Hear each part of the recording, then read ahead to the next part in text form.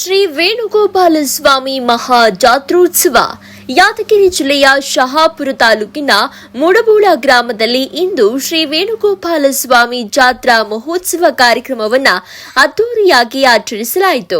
ಈ ಹಬ್ಬವನ್ನ ಸುರಪುರ ಅರಸರಾದ ಶ್ರೀ ರಾಜಕೃಷ್ಣಪ್ಪ ನಾಯ್ಕ್ ಬಲವಂತ ಬಹರಿ ಬಹುದ್ದೂರ ಸಂಸ್ಥಾನ ಸುರಪುರ ಇವರ ನೇತೃತ್ವದಲ್ಲಿ ಮತ್ತು ಊರಿನ ಸಮಸ್ತ ಭಕ್ತರ ನೇತೃತ್ವದಲ್ಲಿ ಈ ಹಬ್ಬವನ್ನ ಶತಮಾನ ವರ್ಷಗಳಿಂದ ಆಚರಿಸುತ್ತಾ ಬಂದಿದ್ದೇವೆ ಅಂತ ಊರಿನ ಹಿರಿಯರು ತಿಳಿಯಪಡಿಸಿದರು. ಈ ಜಾತ್ರೆಯಲ್ಲಿ ಮೊದಲಿಗೆ ವೇಣುಗೋಪಾಲ ಸ್ವಾಮಿಗೆ ಪೂಜೆ ಕಾರ್ಯಕ್ರಮ ನೆರವೇರುವುದು, ನಂತರ ಪಲ್ಲಕ್ಕಿ ಉತ್ಸವ ಕಾರ್ಯಕ್ರಮ ಆದ ನಂತರ ದೇವರ ಕಂಬ ಹತ್ತುವುದು, ಇದು ಆದ ನಂತರ ಮರುದಿನ ರಣಗಂಬಗಳನ್ನ ಹತ್ತುವ ಮೂಲಕ ಇಡೀ ಕರ್ನಾಟಕಕ್ಕೆ ಪ್ರಸಿದ್ಧವಾಗಿರತಕ್ಕಂತಹ ಮತ್ತು ಇತಿಹಾಸದಿಂದ ಕೂಡಿರುವಂತಹ ಜಾತ್ರಾ ಮಹೋತ್ಸವ ನಡೆಯುತ್ತೆ. ಈ ಜಾತ್ರೆಯನ್ನು ನೋಡಲು ಅನೇಕ ಜನರು ಬೇರೆ ಊರಿನಿಂದ ಆಗಮಿಸಿ ಸಾಂಪ್ರದಾಯವಾಗಿ ಜಾತ್ರಾ ಮಹೋತ್ಸವವನ್ನ ಅದ್ದೂರಿಯಾಗಿ ಆಚರಣೆ ಮಾಡ್ತಾ ಬಂದಿದ್ದಾರೆ. ಇದು ಮುಡಬೂಳ ಇತಿಹಾಸದ ಪ್ರಸಿದ್ಧಿ ಜಾತ್ರೆಯಾಗಿರುತ್ತೆ ಅಂತ ಊರಿನ ಹಿರಿಯರು ಮತ್ತು ಗಣ್ಯ ವ್ಯಕ್ತಿಗಳು ತಿಳಿಸಿದ್ರು. ಈ ಒಂದು ಜಾತ್ರೆ ಕಾರ್ಯಕ್ರಮದಲ್ಲಿ ಊರಿನ ಹಿರಿಯರು ತಿರುಶೂಲಪ್ಪ ಶರಣಪ್ಪ, ಹವಲ್ದಾರ್ ಗೋಪಣ್ಣ, ಹವಲ್ದಾರ್ ಶಿವಮಾಸಪ್ಪ, ಹವಲ್ದಾರ್ ಬಸವರಾಜ್ ಹವಲ್ದಾರ್, ಭೀಮಶ್ಯ ಹವಲ್ದಾರ್, ಬಸಲಿಂಗಪ್ಪ ಹವಲ್ದಾರ್, ಈರಣ್ಣ ಹವಲ್ದಾರ್ ನಿಂಗಣ್ಣ, ಹವಲ್ದಾರ್ ಅಂಬಲಪ್ಪ, ಬಸವರಾಜ್ ಕೌಡಗೇರಿ, ಅಂಬಲಯ್ಯ ಮಾಸ್ಟರ್ ಯಾದವ್ ರಿಂಗಣ್ಣ, ಗೋಪಳ್ಳಿ ತಿಪ್ಪಣ್ಣ, ಚೆನ್ನೂರ್ ಗೋಪಣ್ಣ, ಎತ್ತಿನಮನಿ ಬಂಡೆಪ್ಪ ಹವಲ್ದಾರ್, ವೆಂಕಟೇಶ್ ಹವಲ್ದಾರ್, ಶರಣು ಕಟ್ಟಿಮನಿ, ಕಿಟ್ಟಪ್ಪ ಹವಲ್ದಾರ್, ಸಮಸ್ತ ಊರಿನ ಹಿರಿಯರು ಮತ್ತು ಭಕ್ತಾದಿಗಳು ಉಪಸ್ಥಿತರಿದ್ದರು. ವರದಿ ನಾಗುವಾಯ್ ಚಿಗರಾಳ, ಟೈಮ್ 9 ನ್ಯೂಸ್ ಕನ್ನಡ, ಯಾದಗಿರಿ ಜಿಲ್ಲಾ ವರದಿಗಾರರು. ಅದು ಮುಡಬೂಳ ಗ್ರಾಮದಿಂದ ಮಾತ್ರ ನಡೀತಿದ್ವು. ಈ ಜಾತ್ರೆಯ ವಿಶೇಷ ಏನು, ಯಾಕೆ ಇಲ್ಲಿ ನಡೀತದೆ ಅಂತ ನಾವು ಪ್ರಶ್ನೆಯನ್ನು ಮಾಡಿಕೊಂಡಾಗ, ಈ ಜಾತ್ರೆ ಬಲವಂತ ಬಹರಿ ಪಿಡ್ಡನಾಯಕರು ಅಂತೇಳಿ ಸುರಪುರ ದೊರೆಗಳು ಅವರು 1693ರಿಂದ 1626ರ ಘಟ್ಟದಲ್ಲಿ 1626ರ ಕಾಲಘಟ್ಟದಲ್ಲಿ ಈ ವೇಣುಗೋಪಾಲ ಸ್ವಾಮಿ ಗೋಪಾಲ ಸ್ವಾಮಿ ದೇವಸ್ಥಾನಗಳನ್ನು ನಿರ್ಮಾಣ ಮಾಡ್ತಾರೆ.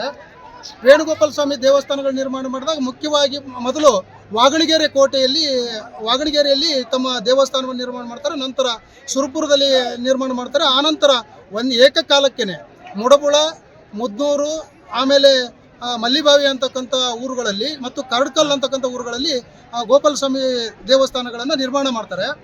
ಇದರ ಮುಖ್ಯವಾದಂಥ ಉದ್ದೇಶ ಏನು ಅಂತಂದರೆ, ಈ ವೈಷ್ಣವ ಕಲ್ಟನ್ನು ಯಾವಾಗ ಸುರಪುರ ಅರಸರು ಒಪ್ಪಿಕೊಳ್ತಾರೋ, ಆ ಒಪ್ಪಿಕೊಂಡ ನಂತರ ಇಲ್ಲಿ ಮುಡಬುಳದಲ್ಲಿಯೂ ಕೂಡ ವೇಣುಗೋಪಾಲ ಸ್ವಾಮಿ ದೇವಸ್ಥಾನವನ್ನು ಕಟ್ಟಿಸಿ ಆ ದೇವಸ್ಥಾನಕ್ಕೆ 162 ರೂಪಾಯಿಗಳು ಮತ್ತು 20 ಬಿಗೆ ಸ್ಥಾನಗಳಿಗೆ ಕೊಟ್ಟು ಅದ್ರ ಮೂಲಕ ಪ್ರತಿ ವರ್ಷ ಜಾತ್ರೆ ನಡೆದಾಗ 162 ರೂಪಾಯಿ ಜಾತ್ರೆಗಾಗಿನೇ ಕೊಡ್ತಾ ಇದ್ರು. ಅದು ಮುಡಬುಳಕ್ಕೆ 163 ರೂಪಾಯಿ ಕೊಡ್ತಿದ್ರು. ಬೇರೆ ಕಡೆಗೆ 160 ರೂಪಾಯಿ ಬಿಗೆಯನ್ನು ಕೊಟ್ಟು ಜಾತ್ರೆಯನ್ನು ನಡೆಸ್ತಾ ಇದ್ರು.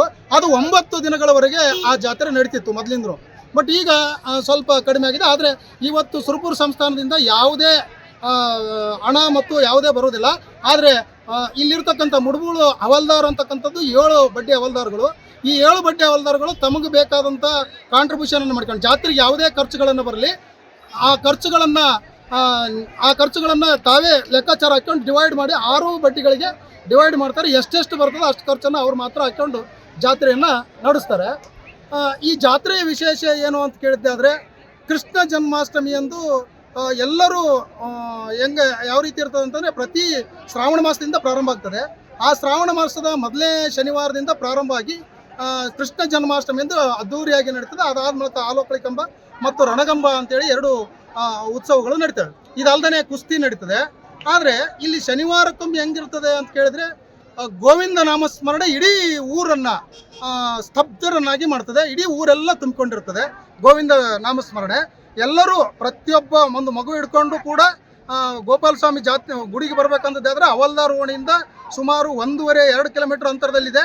ಆ ಅಂತರದಲ್ಲಿ ಬರಬೇಕಾದಾಗ ಯಾರೂ ಕೂಡ ಬೇರೆ ಯಾವುದೇ ಸ್ಮರಣೆ ಮಾಡದೇ ಗೋವಿಂದನ ಸ್ಮರಣೆಯಲ್ಲಿನೇ ಬಂದು ಆ ಪಲ್ಲಕ್ಕಿ ಉತ್ಸವವನ್ನು ಪಲ್ಲಕ್ಕಿಯನ್ನು 5 ಬಾರಿ ಪ್ರದಕ್ಷಿಣೆ ಮಾಡಿ ಉತ್ಸವವನ್ನು ಮಾಡ್ತಾ ಏನಾಗ್ತದೆ ಅವತ್ತು ಪೂಜೆ ಮಾಡಿ ಹೋಗ್ತಾರೆ. ಅದಾದ ನಂತರ ಕೃಷ್ಣ ಜನ್ಮಾಷ್ಟಮಿ ಅಂದರೆ ರೋಹಿಣಿ ನಕ್ಷತ್ರ ಮತ್ತು ಅಷ್ಟಮಿ ತಿಥಿಯಂದು ಈ ಕಾರ್ಯಕ್ರಮವನ್ನು ಇದು ಏನು ಕೃಷ್ಣ ಜನ್ಮಾಷ್ಟಮಿಯನ್ನು ನೆರವೇರಿಸ್ತದೆ. ಇಲ್ಲಿ ಸುರಪುರ ಸಂಸ್ಥಾನದವರು ಏನು ಆದೇಶಗಳನ್ನು ಕೊಡ್ತಿದ್ರು ಆ ಪ್ರಕಾರವಾಗಿ ಜಾತ್ರೆಗಳು ನಡೀತಾ ಇದ್ವು. ಆ ಸುರಪುರ ದೊರೆಗಳ ಅವರು ಕೊಟ್ಟಂಥ ಇದಕ್ಕಾಗಿಯೇ ಯಾವುದೇ ರೀತಿಯ ಬದಲಾವಣೆಗಳನ್ನು ಮಾಡಿದ್ರೆ, ಯಾವುದೇ ರೀತಿಯ ಏನು ಚೇಂಜಸ್ಗಳಾಗಿದ್ರೆ ಅವ್ರು ಏನು ಕೊಡ್ತಿದ್ರು ಅದನ್ನು ಮಾತ್ರ ಇಲ್ಲಿ ನಡೀತಾ ಇದ್ವು. ಸರ್, ಇದು ಅಂದ್ರೆ ರಾಜ್ಯರ ಆಜ್ಞೆಯಂತೆಯೇ ನಡೀತಾ ಇದೆ? ಇಲ್ಲ, ಮೊದಲು ನಡೀತಾ ಇತ್ತು. ಇವಾಗ ಜಸ್ಟ್ ಮಾಹಿತಿ ತಗೊಂತೀವಿ. ಸರ್, ನೀವೆಂದು ಮಾಡ್ತೀರಿ ಸುರಪುರದಾಗ ಅಂತೇಳಿ, ದಣಿಯವರು ನೀವೆಂದು ಮಾಡ್ತೀರಿ ಅಂತೇಳಿ ನಾವು ಮಾಹಿತಿಯನ್ನು ತಗೊಂಡು ಇವತ್ತು ಆ ಕಾರ್ಯಕ್ರಮವನ್ನು ನಾವು ಮಾಡ್ತಾ ಇದ್ದೀವಿ. ಈ ಒಂದು ಕಾರ್ಯಕ್ರಮಕ್ಕೆ ದಣಿಯವರು ಆಗಮಿಸ್ತಾ ಇಲ್ಲ? ಇಲ್ಲ, ಮೊದಲು 1-2-3 ಬಾರಿ ಬಂದು, ಯಾಕಂದ್ರೆ ಇದೇ ದಿನನೇ ಸುರಪುರದಲ್ಲಿ ಇರೋದ್ರಿಂದ ಅವ್ರದ್ದು ಮುಖ್ಯವಾದಂಥ ಕಾರ್ಯಕ್ರಮ. ಅಲ್ಲಿ ಎಲ್ಲ ಸಂಸ್ಥಾನದವರ ಎಲ್ಲ ಏನು ಪ್ರಾಂತಾಧಿಕಾರಿಗಳು, ಎಲ್ಲ ಸುಬೇದಾರ್ಗಳು, ಹವಲ್ದಾರ್ಗಳು ಅಲ್ಲಿ ಕಲಿಯೋದ್ರಿಂದಾಗಿ ಅವ್ರು ಇಲ್ಲಿಗೆ ಅಟೆಂಡ್ ಆಗ್ತಾ ಇರಲಿಲ್ಲ. ನಾವು ಮಾತ್ರ ಇದನ್ನ ಕಾರ್ಯಕ್ರಮವನ್ನು ಮಾಡ್ತಾ ಇದ್ವಿ. ಅಣ್ಣ, ಆಗ್ಲೇ ಹೇಳಿದ್ರು, ಹಿರಿಯರು ಹೇಳ್ತಾ ಇದ್ರು ಇದು ಶತಮಾನ ವರ್ಷದಿಂದಲೂ ಬಂದಿದೆ ಗುಡಿ ಅಂತೇಳಿ. ಇದ್ರ ಬಗ್ಗೆ ತಾವೇನು ಹೇಳಕ್ಕೆ ಇಷ್ಟಪಡ್ತೀವಿ? ಹೌದು, ಹಿರಿಯರು ಹೇಳಿದ ಪ್ರಕಾರ ಇದು ಸುಮಾರು 200 ವರ್ಷಲಿದ್ದ ಇತಿಹಾಸ ಇದೆ ಗುಡಿ.